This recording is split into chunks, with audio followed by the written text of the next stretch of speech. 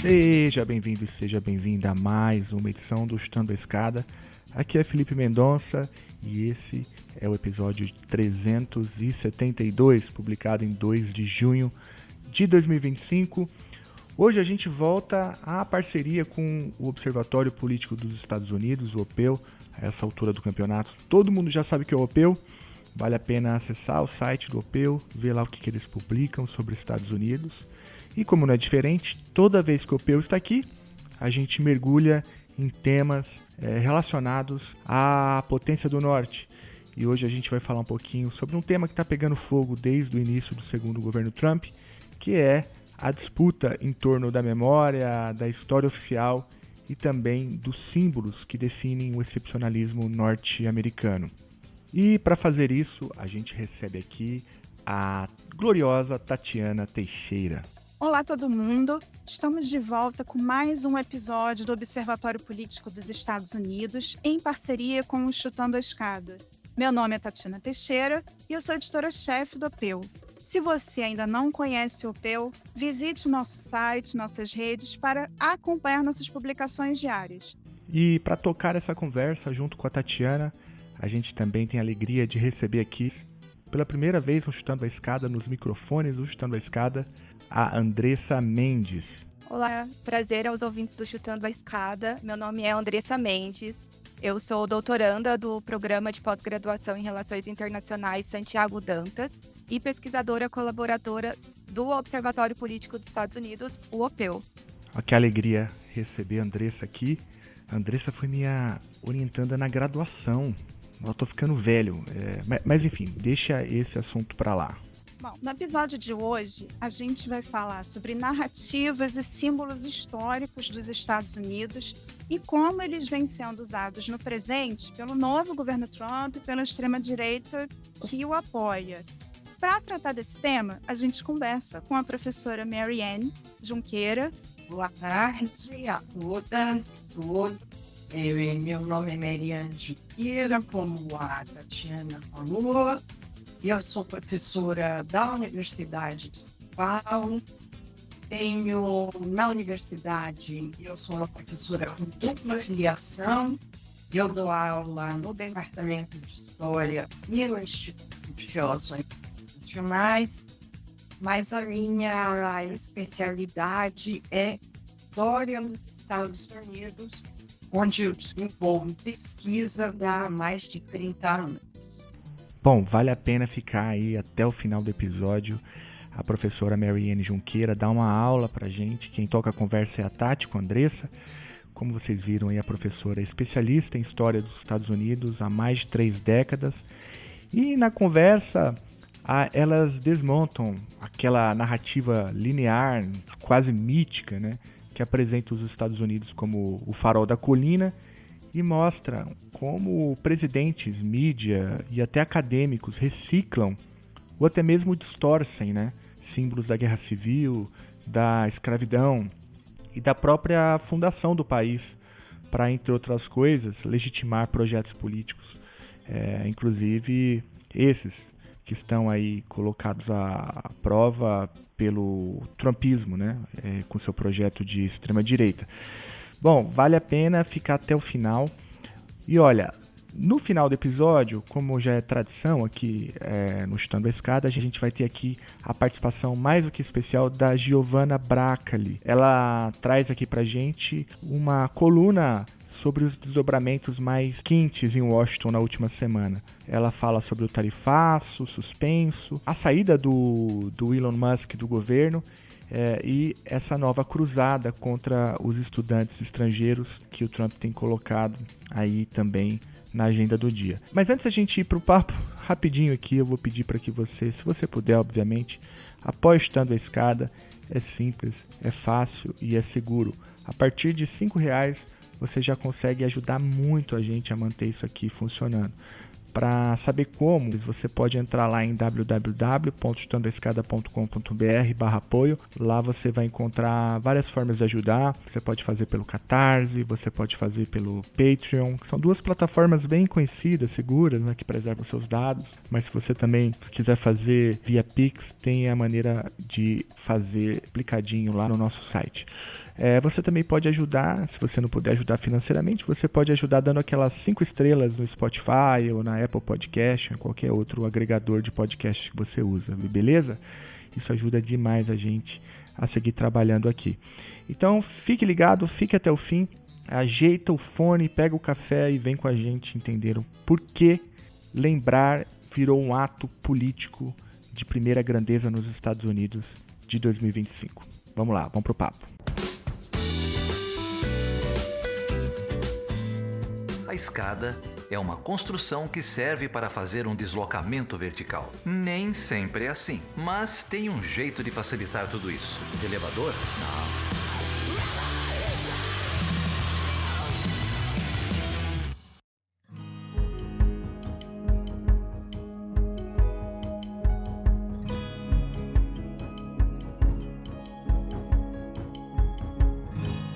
Certo, é muito prazer, professora.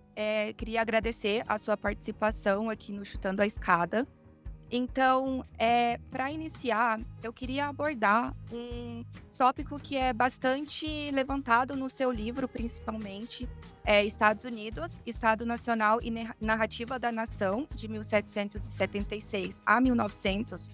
E nele você aborda a formação e consolidação do Estado Nacional e a configuração da narrativa da nação norte-americana. Essa narrativa ela é construída e reiterada ao longo dos anos por diversos atores de diversos espectros políticos, seja à esquerda ou direita, e de modo a ficar um pouco mais claro para o ouvinte do Chutando, que não necessariamente tenha lido o seu livro, você poderia apresentar o que constitui essa narrativa da nação, quais símbolos são normalmente mobilizados e por que essa narrativa ela não é construída de uma forma linear? Primeiro, eu quero agradecer o convite. É um prazer estar aqui com vocês, discutindo esse tema que é tão caro, né? E o primeiro aspecto a levantar é que os Estados Unidos têm uma narrativa da nação muito forte. Embora isso não seja uma peculiaridade daquele país. As nações constroem narrativas sobre a sua própria história. A diferença da narrativa da nação nos Estados Unidos é que ela é muito bem sucedida. Ela foi abraçada não apenas por quem a construiu ao longo das décadas, mas ela é abraçada. Você encontra pessoas fortalecendo a narrativa da nação na academia, você encontra pessoas reiterando a narrativa da nação na mídia e por aí vai, né? Narrativa da nação é uma versão da história linear, onde são retirados os conflitos, os problemas, as questões, né? A narrativa da nação nos Estados Unidos ela é muito utilizada hoje em dia para explicar o sucesso do país, aonde é que eles chegaram. Então, a ideia de excepcionalismo norte-americano é contada num encadeamento de acontecimentos que levaram os Estados Unidos ao lugar que eles ocupam hoje, como se fosse uma espécie de destino, né? Que já tivesse a sua semente no finais do século XVIII. Então, a narrativa da nação é muito utilizada por políticos, mas, como eu disse, vocês têm, inclusive, historiadores, cientistas políticos, que, sem falar da história do país, estão imbuídos da narrativa da nação. Como é que você fica imbuído na narrativa da nação sem falar da história do país? Considerando que os Estados Unidos são excepcionais. São um país que deve funcionar como modelo antes de mais. Na narrativa da nação, você tem figuras e acontecimentos que são sempre lembrados. Né? Então, por exemplo, é muito comum recuperar no período colonial a chegada dos sultanos, né? No século XVII, na região de Massachusetts. Então, é como se os Estados Unidos fossem construídos a partir dessas seitas radicais inglesas que chegaram ao país. Sendo que o país foi formado por uma quantidade muito grande de religiões, né? E de imigrantes diversos, de colonos diversos. Essa versão evita tratar, por exemplo, do extermínio indígena, da escravidão no século XIX, da segregação racial que começa no século XIX e vai até o século. Essa narrativa da nação evita de tratar da guerra no Vietnã, que a guerra no Vietnã foi uma guerra que colocou em questão a narrativa da nação. Como é que eles perdem daquele jeito? Né? Então, esse país excepcional, como é que eles perdem? Um acontecimento que é muito interessante de pensar na narrativa da nação foi a Guerra Civil do século XIX, entre 1861 e 1860, que é uma guerra que deixa o país de joelhos, deixou o país de joelhos, impactou nortes ficaram destruídos. Eles precisaram de 10 anos para reconstruir o país. Como é que essa guerra tão destrutiva é encaixada na narrativa da nação? Ela é vista, por exemplo, como uma guerra necessária. Né? A guerra que acabou com um atraso. A guerra que termina ali quando o agrário, no dos sulistas, o lado da escravidão. Os sulistas nem sempre vão gostar dessa interpretação, mas ela é encaixada, em geral, em uma guerra presidente, que usou muito a narrativa dela. O Obama, por exemplo, falou várias vezes dos valores americanos. Então, quando ele fala dos valores americanos, não precisa falar do George Washington, Thomas Jefferson, que eu falei aqui dos pais pequenos, mas depois tem os pais fundadores. São os pais considerados os pais fundadores da nação, sempre recuperados.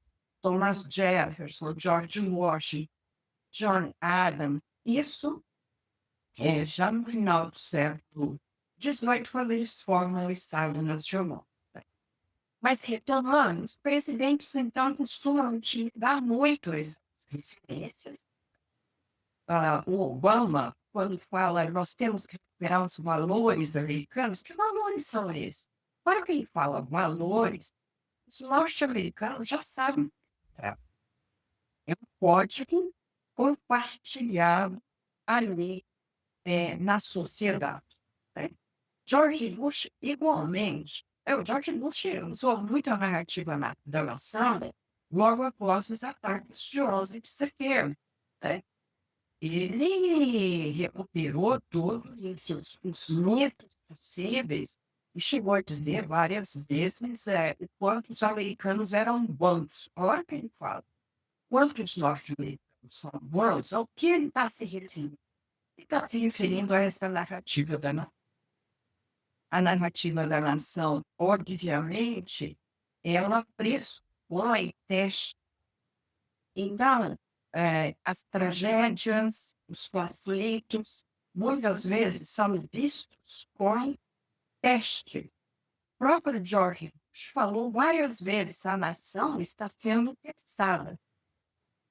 E o próprio Ronald Reagan também, isso um pouco antes, né?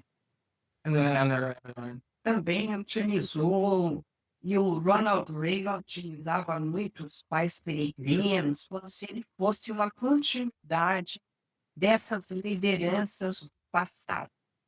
Então, é algo muito relevante, muito importante, e eu penso que a gente precisa ter muita consciência, compreender muito o que vem a ser a narrativa da nação, porque muitas vezes que se conta na mídia, nos jornais e na própria internet, chega a aparecer, não é a história dos Estados Unidos, mas é a narrativa da nação. E você compra a narrativa da nação sem rede de proteção, tá? Sem mecanismos para decodificar esse aparato. Justamente nesse sentido, eu queria perguntar, como você enxerga que a cultura de massa e a mídia contribuem para a construção, desses mitos políticos e desses heróis na história dos Estados Unidos? A ideia de excepcionalismo norte-americano é muito divulgada, né? Você vai encontrar isso nos mais diferentes jornais, redes de televisão, com orientações políticas distintas. Você vai encontrar isso no New York Times, tá?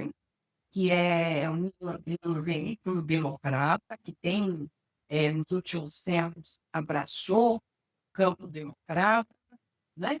Mas você vai encontrar isso no Fox News, né? Que é o campo da direita, eu diria bem da extrema direita, né? Então, eles reproduzem, sem muito problema, a narrativa da nação, mesmo que eles não tratem dos termos da narrativa da nação. Ela vem com a ideia de excepcionalidade americana, né? Esse aparato faz com que se veja, por isso que ela está também na academia, ciências sociais, cientistas políticos, faz com que os Estados Unidos apareçam como modelo, né, para outros países, para outras nações. Nós sabemos como nós somos bons, nós sabemos como nós estamos certos. George Bush que falou essas frases lá atrás, na época do ataque do Joseph. A mídia norte-americana, e eu diria para vocês que a nossa também, que a nossa mídia é muito influenciada pela mídia norte-americana, ela vai procurar na mídia norte-americana até o ideário do jornalismo, né? A mídia norte-americana repete exaustivamente, por exemplo, que os Estados Unidos são a mais antiga democracia do mundo. Sendo que seria mais relevante afirmar que os Estados Unidos são um país que tem eleições ininterruptas mais antigo do mundo. Ter eleição ininterrupta desde 1789, cada 4 anos sem eleições desde 1789.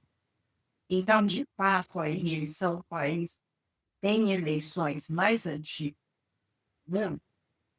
Não quer dizer, não é sinônimo de democracia. Porque todos nós sabemos que democracia não é sinônimo de eleições. Eleições são importantes para a democracia, mas não são o único elemento dela. Então, esse é apenas um dos pontos, por exemplo, que é muito reiterado pela mente. Mary, vou tentar fazer um resuminho já nesse início, né, para os nossos ouvintes, disso que você falou, né, da narrativa da nação nos Estados Unidos. Ela é muito forte, né, e muito bem sucedida, né, e seria o que diferencia essa narrativa, né, de outros países, porque se a gente for pensar, né, todo país, na verdade, vai se sentir especial, excepcional em alguma medida, né? Acho que a diferença, uma das diferenças, pelo menos, talvez seja o fato de, nos Estados Unidos, a gente ter todos os setores importantes, né, da sociedade envolvidos, entre aspas, nesse projeto, né? Então, você citou a academia, a mídia, deu vários exemplos, inclusive, né, falando da guerra civil, falando da democracia, academia, mídia, políticos. Um outro ponto que a gente tem para a construção dessa narrativa uma versão da história que é linear, né? Ou seja, o que é bonito a gente mostra e o que não foi tão bacana, tão legal, como genocídio, por exemplo, desde genocídio, extermínio, né, dos indígenas e, enfim, escravidão, a gente esconde. Então, a gente retira dessa história os problemas e os conflitos, né? Então, fica uma história mais bonita, mais palatável e mais aceitável, na medida em que a gente pode dizer que o nosso excepcionalismo ele não é construído à base do sofrimento de nenhum outro povo, enfim. E, além disso, essa narrativa, né, aí fechando essa tentativa de um resumo, né, ela é usada hoje para explicar o sucesso, é usada até hoje, né, ouso dizer, para explicar o sucesso do país. É, e tem uma coisa importante que você falou, que é algo que a gente, sempre que tem um debate sobre o declínio da hegemonia dos Estados Unidos, né, isso entra nessa discussão, que é os Estados Unidos funcionando como um modelo farol né, lá no alto da colina para os demais países. E aí isso é uma curiosidade, né? Assim, a gente olhando para o que Trump tem feito, né, de forma mais acentuada nesse novo governo, queria aproveitar esse gancho, né, da sua fala, da fala da Andressa, se não tem uma contradição, né, de que forma Trump ele vem usando essa narrativa, quais são os símbolos que ele usa, né, para poder ter essa comunicação com o eleitorado dele, que é uma comunicação muito convincente, muito eficiente, mas ao mesmo tempo, me parece, que ela fragiliza essa ideia dos Estados Unidos como um modelo a ser seguido, né, principalmente se a gente está falando em relação aos princípios democráticos, né? E aí essa é a minha dúvida. Tatiana, o Trump é o caso de um presidente curioso, porque ele usa a narrativa da nação quando interessa, critica também, baseado inclusive nos seus eleitores ali. Então, a gente tem que ficar bastante atento para ver na hora que o que ele está querendo dizer quando ele recupera a narrativa da nação ou quando ele joga ela fora. Porque Trump, como presidente de extrema-direita, faz parte da extrema-direita. Destruir o sistema que vem sendo construído antes dela, né? O Trump, em determinados momentos, fez muita crítica aos pais fundadores da nação. Então, vou dar apenas um exemplo para vocês. Quando da morte do George Floyd, e que teve nos Estados Unidos a Batalha dos Monumentos, o Trump, o movimento negro Black Lives Matter, organizou manifestações numa tentativa política de derrubar os monumentos turistas.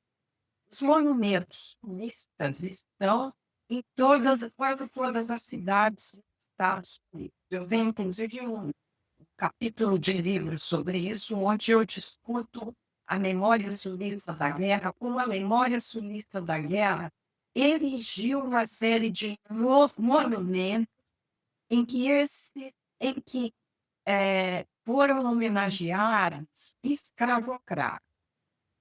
Então, o movimento Black Lives Matter lutou para derrubar esses monumentos, né? E, para vocês terem ideia, por exemplo, a Assembleia Legislativa da Carolina do Norte, até aquele momento, 2015, tinha bandeira da Confederação ainda na sua entrada, né? A US Navy, a Marinha dos Estados Unidos, usava até 2015, 2020, símbolos da Confederação. Então, o movimento Black Lives Matter, numa ação política, tentou derrubar esses monumentos. Trump se colocou veementemente contra a derrubada dos monumentos, dizendo: se vocês forem derrubar o monumento do Jefferson Davis, se vocês forem derrubar o monumento do Robert Lee, vocês têm que derrubar também o monumento do Thomas Jefferson, o monumento do George Washington. E o monumento do George Washington e do Thomas Jefferson, vocês sabem, tá? E Washington no rol da nação. Por quê? Porque os dois eram democratas, os pais da nação, pais fundadores da nação, George Washington e Thomas Jefferson, eram homens que tinham, cada um deles, tem escravos. Dependendo do momento, tem cerca de 100 escravos. Então, aquilo que a narrativa da nação, às vezes, esconde, né? Tenta esconder, que é o fato desses pais fundadores terem sido donos de escravos, o Tiago foi lá entendeu na ferida. O movimento negro tem especial interesse em mostrar os limites da narrativa da nação, né? Por exemplo, o movimento negro faz questão de lembrar que o Thomas Jefferson, ele como sua segunda mulher, ele era viúvo, quando ele tomou como sua mulher uma das suas escravas, Sally Henning, né? E com essa mulher, ela adolescente na época, com essa mulher ele teve 6 filhos. Então, o movimento negro faz muita questão de trazer esses elementos exatamente para questionar essa trajetória dourada da narrativa. E o Trump, voltando aqui a Trump, neste momento, ele usou o Thomas Jefferson e o George Washington para questionar a derrubada dos movimentos e para questionar a ação política do Black Lives Matter. Mas ele já usou, inclusive junto ao Supremo Tribunal, Suprema Corte dos Estados Unidos, quando ele precisou se defender de vários casos, ele usou tranquilamente Thomas Jefferson e George Washington. Então, a gente tem que prestar atenção. A minha sugestão é que a gente preste atenção quando alguém repela a narrativa da nação, o que ele está querendo dizer? Né? Porque tem uma intenção. O que ele está querendo dizer? Falando um pouquinho mais do Trump agora, a gente tem, eu acredito, uma certa confusão terminológica quando a gente fala da extrema-direita ou ultradireita, que é a depender, né, do autor ou da tradução que é feita do termo aqui no Brasil.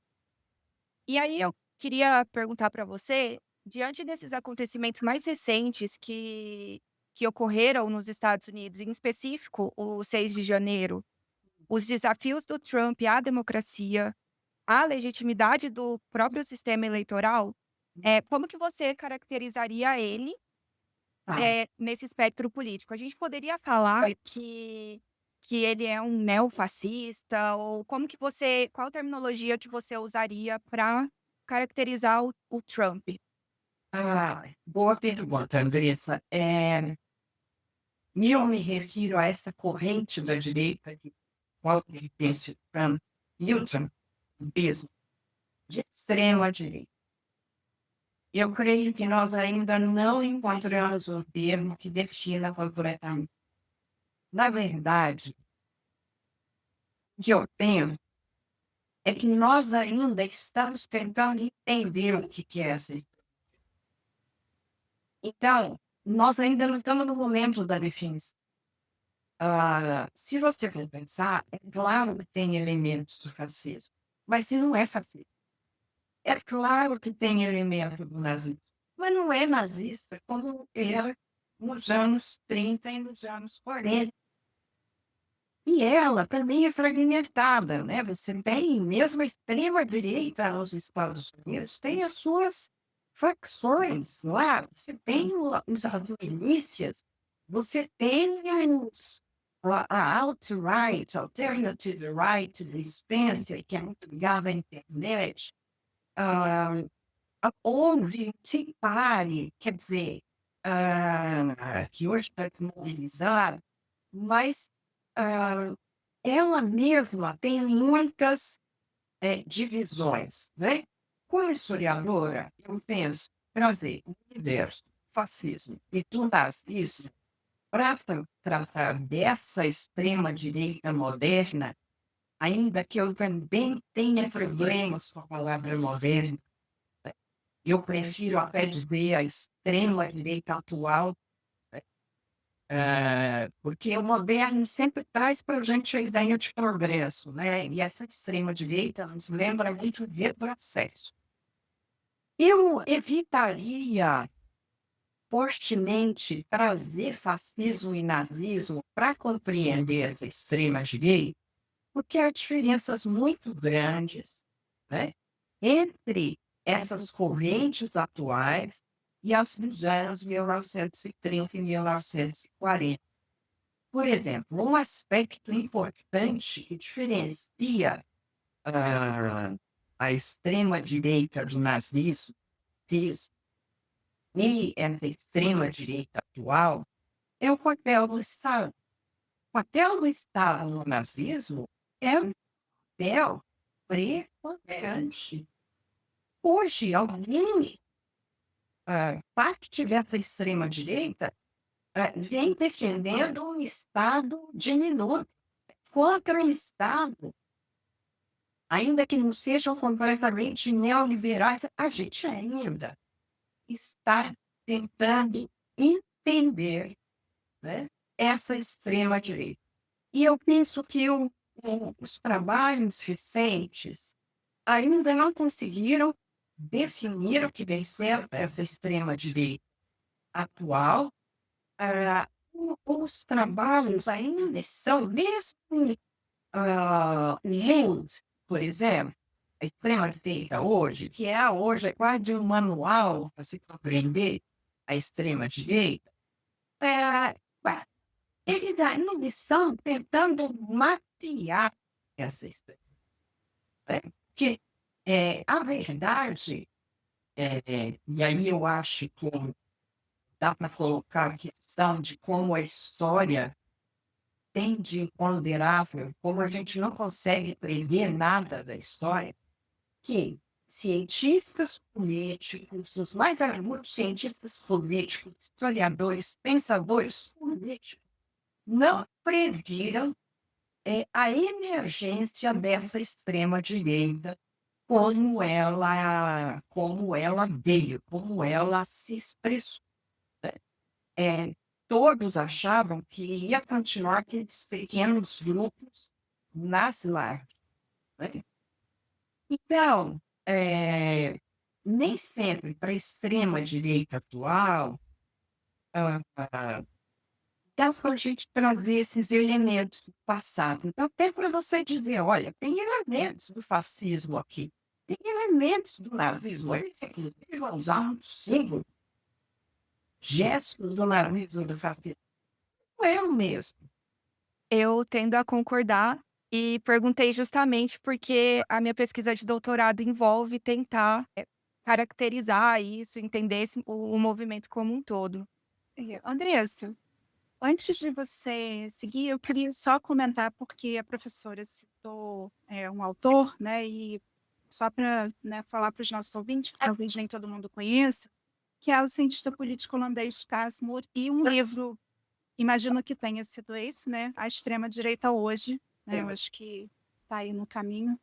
E, enfim, uma pergunta que surgiu, acho que seria a mesma coisa em relação ao uso de populismo, né? Para essa, eu sei que não era essa discussão, mas o uso de populismo em relação a essa extrema-direita, né? Assim, além do anacronismo, talvez, né, de usar nazismo e fascismo, talvez populismo não seja exatamente adequado, porque, como você falou, Mary, a gente ainda está tentando entender o fenômeno, né? Primeiro a gente entende o fenômeno,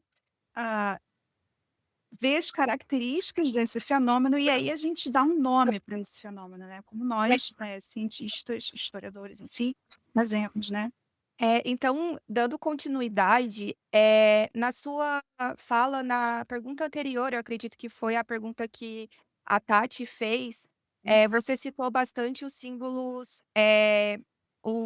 principalmente dos monumentos referente aos sulistas da Guerra Civil, que ainda existem nos Estados Unidos. E aí eu queria pegar um gancho nisso, porque no seu livro e também, num artigo recente que saiu, né, da conferência, do Congresso, você falou sobre a guerra civil, você aborda a guerra civil, e eu já vi outros autores também trazendo a guerra civil para esse debate da extrema direita, no sentido de que ela seria paradigmática para os estudos de extrema direita, porque a partir dali surgem grupos, principalmente supremacistas brancos, então a gente tem a Ku Klux Klan, o The Knights of White Camellia, o White League, por exemplo.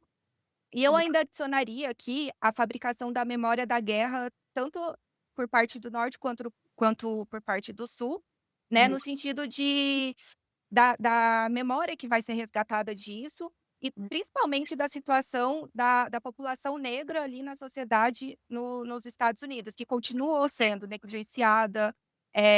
Esse assunto ele passou a ser, às vezes, evitado ou até justificado, no sentido de legitimar, assim, a supremacia, dos brancos naquela sociedade. E aí eu queria entender como que você entende, como essa extrema-direita resgata elementos dessa época nos Estados Unidos. Por exemplo, essa questão dos símbolos relacionados aos confederados, né, desse resgate desse momento histórico por parte dessa extrema-direita, e também qual o papel que o racismo estrutural e o nativismo, e aí a gente pode falar dele um pouquinho mais para frente, eu acho que merece um destaque aqui, qual o papel que esse racismo e o nativismo têm na consolidação dessa extrema-direita nos Estados Unidos.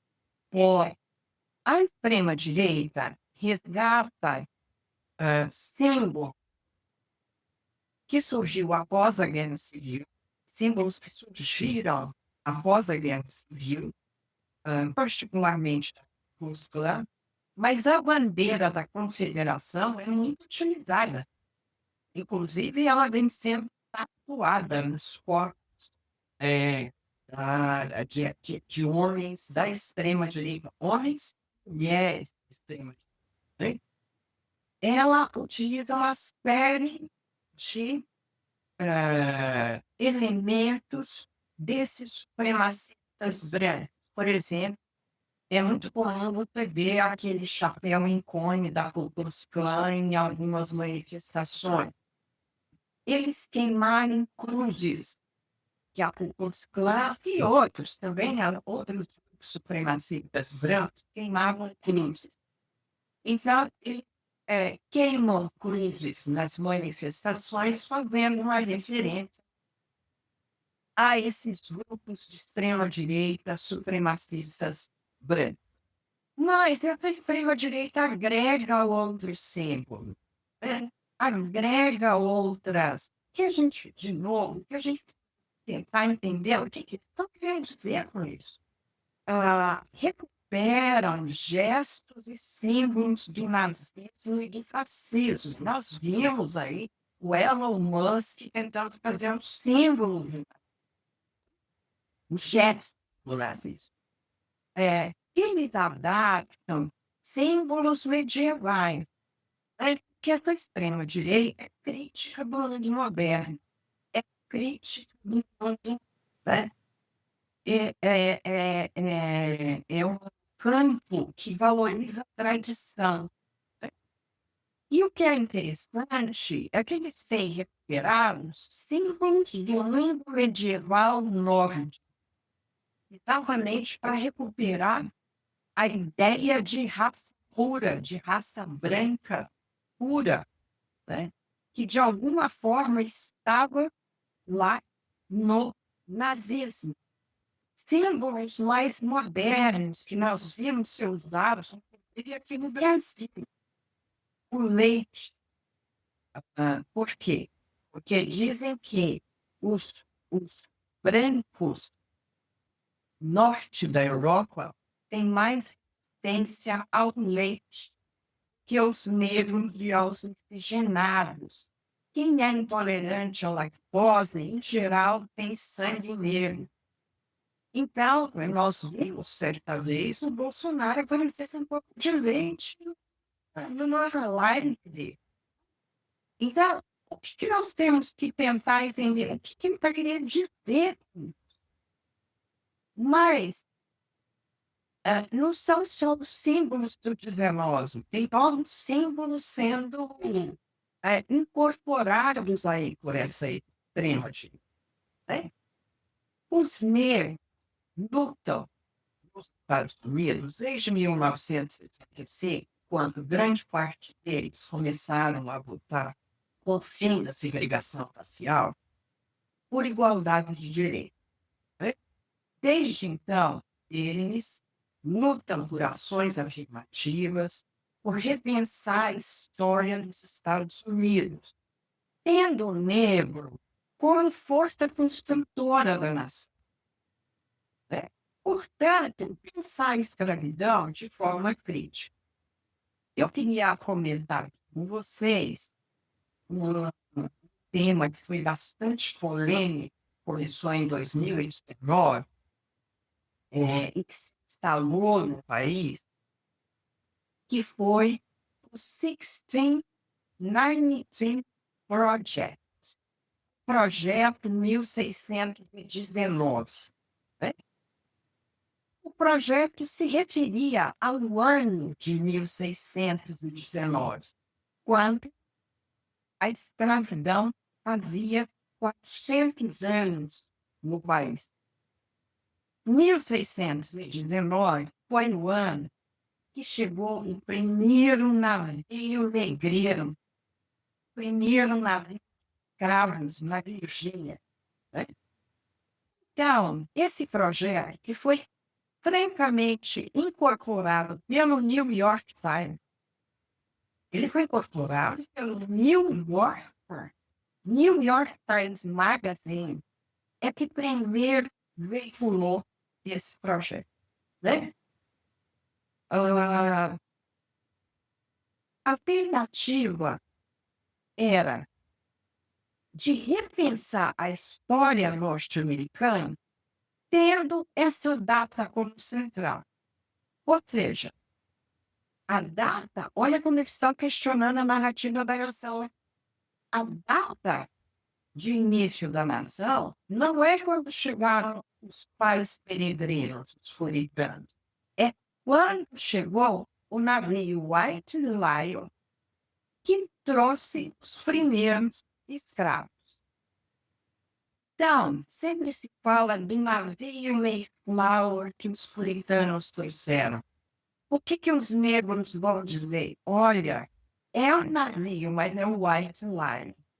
É o primeiro navio que trouxe escravidão. Esse projeto mobilizou uma discussão nos Estados Unidos tremenda, mobilizou historiadores, intelectuais, consagrados na defesa dessa ou daquela iniciativa. O famoso historiador, as organizações de historiadores, American Historical Association, a Organization of American Historians, divulgaram amplamente isso. O historiador importante da Guerra Civil, James McPherson, veio contra a medida, contra esse projeto, porque é o seguinte, a gente não pode priorizar apenas um grupo, a nação foi feita por uma série de outros também. O 1619 Project tinha um programa para que essa versão da história também fosse ensinada nas escolas elementares e na high school. O que o Trump fez? Prometeu retirar o financiamento federal de todas as escolas, especialmente na Califórnia, que utilizasse no currículo o 1619 Project, defendendo uma história mais patriótica, em que questões de raça e de gênero não fossem referências importantes. Né? Então, há uma disputa pela escrita da história nos Estados Unidos. Né? E o projeto 1609 perdura. Ele tem site, tem livro, tem uma série de em proposta de currículo, ele foi muito bem pensado. Apenas para comentar todos esses símbolos que são resgatados pela extrema-direita, como a extrema-direita está combatendo, né, também a história. Há uma disputa pela escrita da história.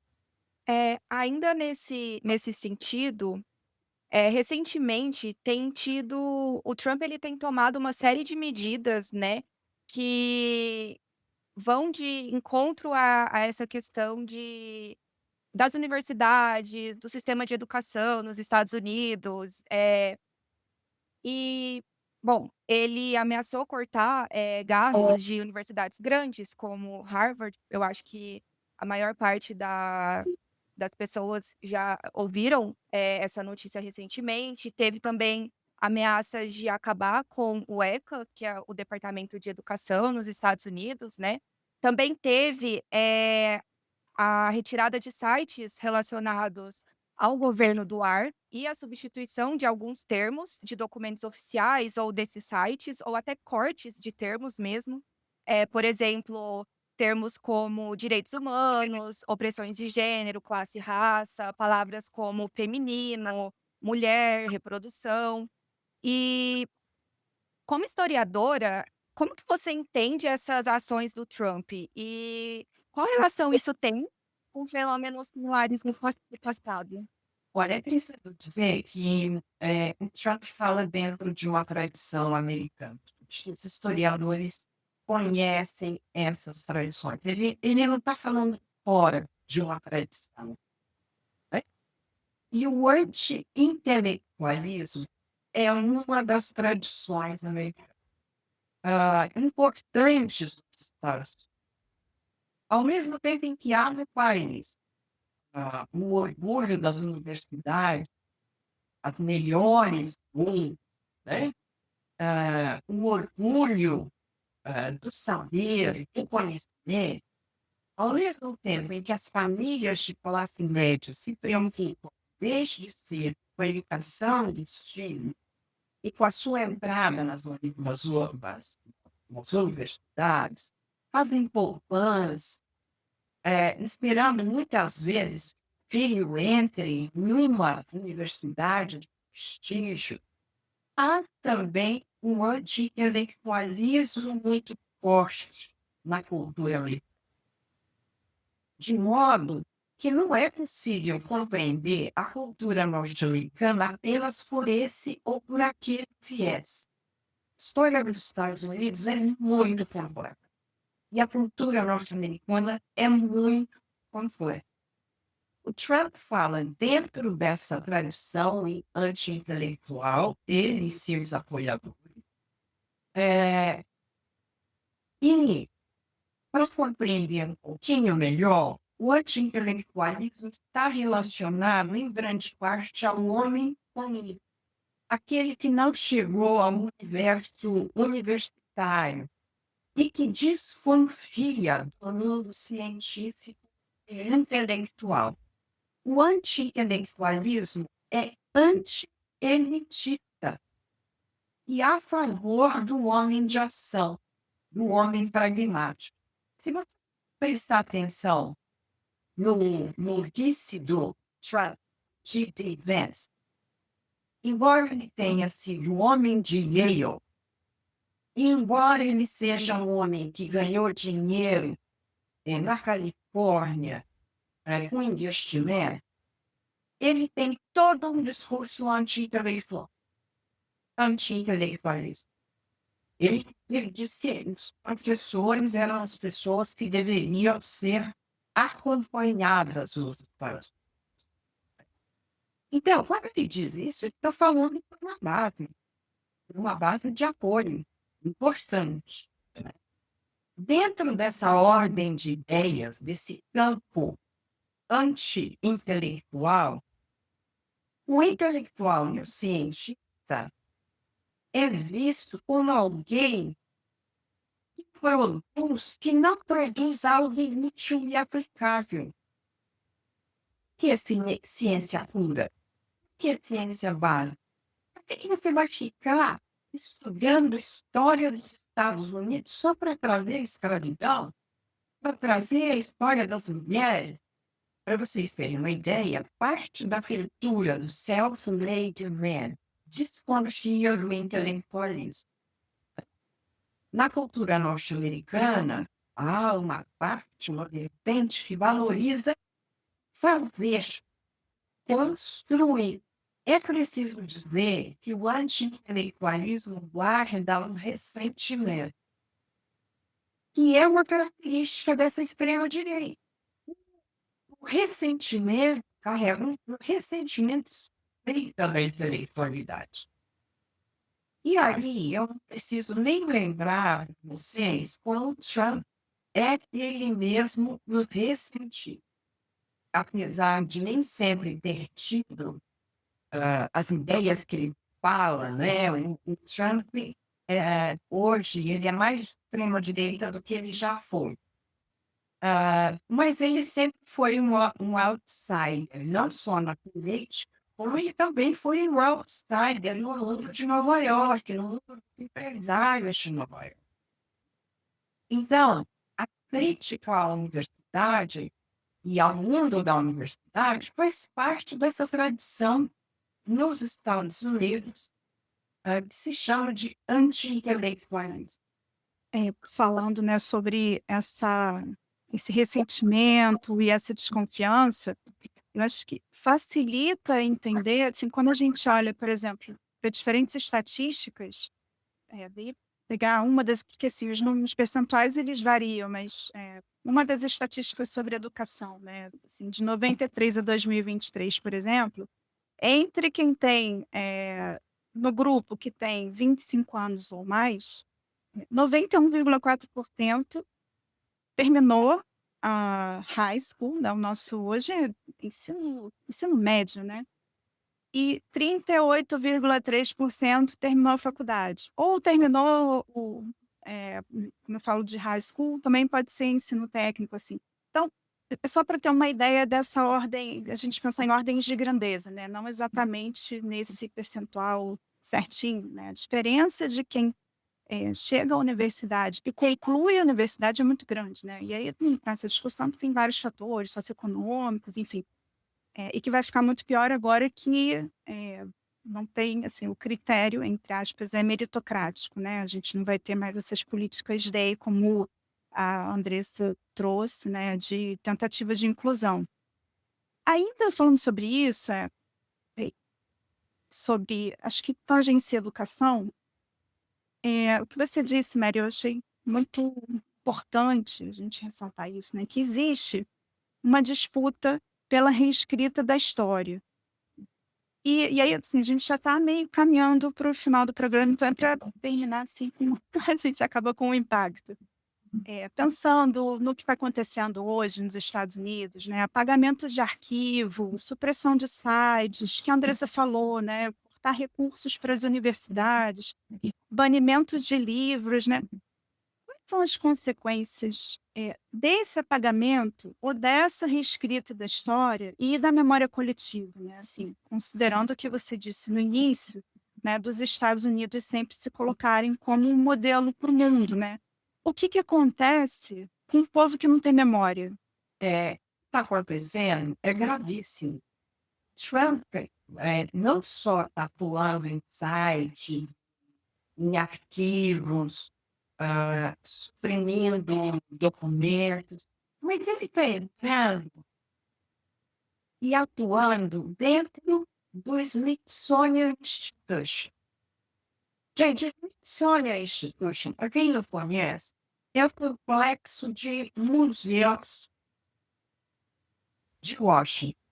Os americanos gostam de ir a Washington para percorrer a narrativa da nação. Washington é o lugar da narrativa da nação.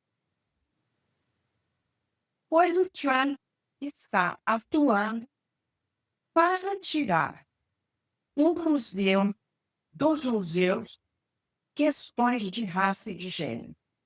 Né? E também até o museu indígena. Então, ele está atuando, aí, novamente, nós estamos voltando um pouco àquela pergunta da narrativa da nação, olha como ele vai atuar aqui. Porque a narrativa da nação, ela, por exemplo, vai incorporar o Martin Luther King. Mas ela tem problema com o Malcolm X. Porque o Malcolm X era um líder negro muito mais radical. E o Martin Luther King, o Martin Luther King falava de dentro da narrativa da nação. Então, você tem em Washington a questão negra na Smithsonian, puxa lá, a ideia do civil rights, está ali. Pois o Trump agora quer retirar dos museus de Washington todas as questões relativas à raça e a gênero. Né? E é muito curioso, eu penso, que os americanos sempre defenderam muito a ideia de amplo direito à informação. E o Trump está intervindo nisso. Quando ele assumiu em janeiro, tem pouco tempo, nós ainda não sabemos o tamanho do estrago. Né? Temos que esperar um pouco ainda para ver o que vai acontecer. Bom, acho que a gente está aqui com o tempo bem apertado, chegando ao final. Mary, eu queria agradecer muito esse bate-papo que foi esclarecedor sobre assuntos que são tão preocupantes, né? Inclusive para a gente, né? Que isso irradia para cá. E eu acho que é importante dizer para quem está ouvindo, né? Acho que é algo que resume muito o que você disse, que é o seguinte: o que a gente precisa prestar atenção quando alguém recupera a narrativa da nação é que essa pessoa quer dizer por isso. Eu acho que mais importante o que ela quer fazer por isso. Exatamente. Quando você pega a narrativa da nação, quando ela é recuperada, há sempre uma intenção. Bom, eu queria agradecer, então, a presença da professora Mariane Junqueira aqui no Chutando a Escada. E eu queria te perguntar, uma última pergunta, se você tem alguma recomendação de leitura mais crítica para quem tem interesse de entender os Estados Unidos. Eu vou dar aqui 4 referências, né? A primeira delas é esse historiador que eu falei da Guerra Civil, James McPherson. Ele tem um livro muito importante atual chamado Battle Cry of Freedom. Título vem de uma música da época, uma marcha militar. Importantíssimo é o livro do Eric informe chamado Reconstruction, que ele vai tratar como a reconstrução do pós-guerra civil deixou de lado os negros. Então, o projeto dos Estados Unidos falhou ali naquele momento. Sobre imigrantes ilegais, eu sugiro o livro da May Nagai, Possible Subject. Ela não vai tratar de imigrantes ilegais atuais, mas ela faz um belo história. E, finalmente, eu recomendo fortemente, para se entender a ascensão dessa extrema-direita, o livro Get Gershon, The Rise and Fall, The Neoliberalism Order. Eu acho que é uma referência central para a gente entender de onde vem a extrema-direita. Muito interessante, muito obrigada, professora. E eu que agradeço, foi um momento delicioso de conversa aqui com você.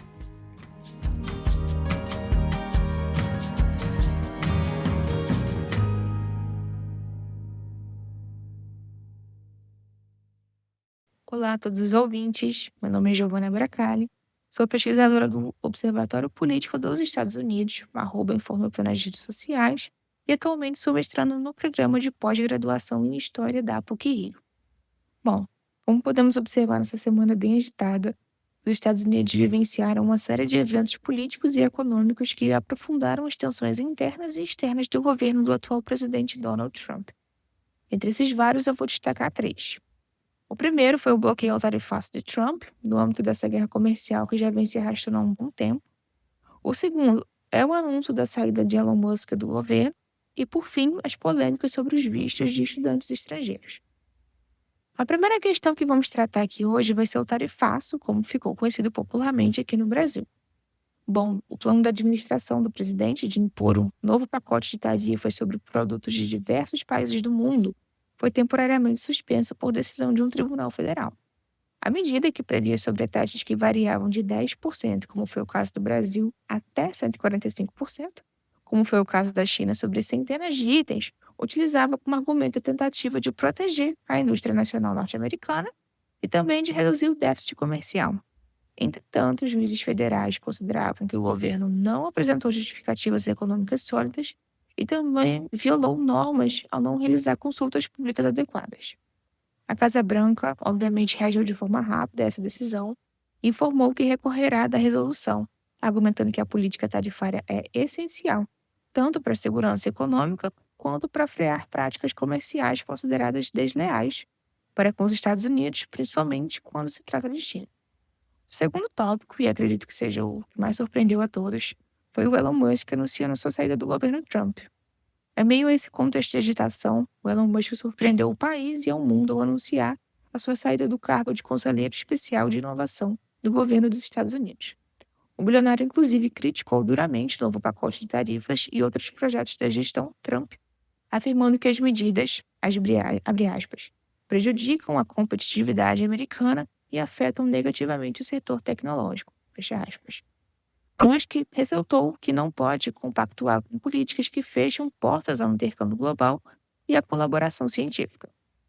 A saída de Musk, que era um dos aliados de peso do governo estadunidense, intensifica ainda mais o isolamento político do presidente, que enfrenta críticas não apenas da oposição, mas também de setores empresariais tradicionalmente aliados. O terceiro assunto de hoje é a reação pública de Harvard aos ataques feitos pelo governo. Bem, a Universidade de Harvard se posicionou publicamente contra as medidas de Washington, reafirmando seu compromisso com a diversidade acadêmica e a defesa dos estudantes estrangeiros. Em um comunicado oficial, a instituição denunciou o que classificou como ataque ideológico por parte da Casa Branca e acabou por mobilizar apoio de outras universidades, líderes políticos e da sociedade civil de todo o mundo. Paralelamente, uma juíza federal prorrogou o veto a outra tentativa da administração Trump de restringir a entrada e permanência de estudantes estrangeiros em Harvard e em outras instituições. A decisão judicial destacou que essa política do governo viola princípios constitucionais e ameaça valores fundamentais do sistema educacional americano. Ainda dentro desse contexto educacional, outra medida polêmica anunciada pela administração foi o anúncio do processo de revogação de milhares de vistos de estudantes chineses. De acordo com fontes oficiais, a política começará a ser aplicada de forma imediata, com foco prioritário em alunos com ligações ao Partido Comunista Chinês e também de áreas consideradas sensíveis. Apesar de não ter especificado quais seriam essas áreas sensíveis, subentende-se que seriam áreas nas quais a China poderia competir de igual para igual ou até mesmo superar os Estados Unidos. Só para termos uma ideia, mais de 275 mil alunos da China estudaram nos Estados Unidos no ano letivo de 2023-2024, sendo o segundo país que mais enviou estudantes para lá, ficando atrás apenas da Índia. Pequim, por sua vez, se opôs firmemente à medida, dizendo que os Estados Unidos usaram ideologia e segurança nacional como pretexto para a decisão e que isso prejudica os direitos e interesses legítimos dos estudantes chineses. Além disso, o Ministério Chinês pediu aos Estados Unidos que adotem uma postura mais construtiva em prol de relações bilaterais estáveis. A decisão foi criticada por universidades e organizações de direitos civis que apontam para um caráter discriminatório da medida e seu impacto negativo na produção científica dos Estados Unidos. Analistas apontam que a sequência de derrotas judiciais, a saída de figuras importantes como Elon Musk e as críticas crescentes de universidades e empresas aprofundam a crise política da administração Trump. A tensão com a China também se agrava, com Pequim ameaçando retalhar caso os Estados Unidos prossigam com a revogação de vistos e outras medidas hostis. Esse conjunto de eventos acredito que revela o cenário de instabilidade política e econômica, principalmente diplomática, que os Estados Unidos atravessam em 2025, com repercussões globais majoritariamente negativas. Diante desse verdadeiro corre-corre de acontecimentos e mudanças que estão moldando o cenário político e econômico internacional, é fundamental estar bem informado, e para isso vale a pena acompanhar o Chutando a Escada e o OPEL, que estão sempre atualizando seus leitores e seus ouvintes com notícias relevantes e análises importantes sobre o que acontece no mundo. Acho que por hoje é só. Obrigada por terem ficado com a gente até o final desse episódio e tchau, tchau. Você acabou de ouvir mais um episódio do Chutando a Escada. Para apoiar, acesse chutandoaescada.com.br/apoio.